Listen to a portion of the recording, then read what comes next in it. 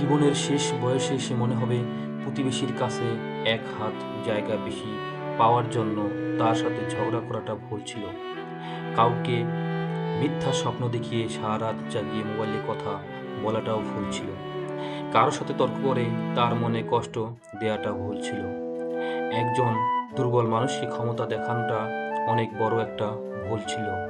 আপনার বয়স যখন শেষ হয়ে যাবে, আপনার অনেক কিছু উপলব্ধি হবে, তখন আপনার মনে হতেই পারে ঝগড়া করার কোনো প্রয়োজন ছিল না। রাত জেগে কাউকে মিথ্যা প্রতিশ্রুতি দেওয়ার কোনো অর্থ হয় না। একজন পরিচিত মানুষের সাথে তর্ক করে তার মনে কষ্ট দেয়া অনর্থক। একজন দুর্বল কিংবা ক্ষমতাহীন মানুষকে চোখ রাঙিয়ে ক্ষমতার গরম দেখানোটা নিতান্তই বোকামি।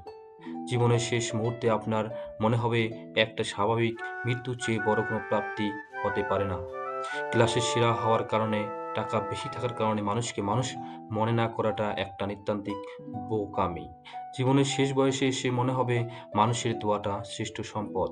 তখন মনে হবে যদি আমি ছেড়ে দিতাম কিংবা কথা কম বলতাম বা আমি ওইখান থেকে সরে আসতাম তাহলে ভালো হতো। সেটা আমি অর্জন করতে পারিনি। তখন আপনার মনে হবে মানুষের দোয়াটাই শ্রেষ্ঠ। ভালো হতো যখন ২-১ টা মানুষ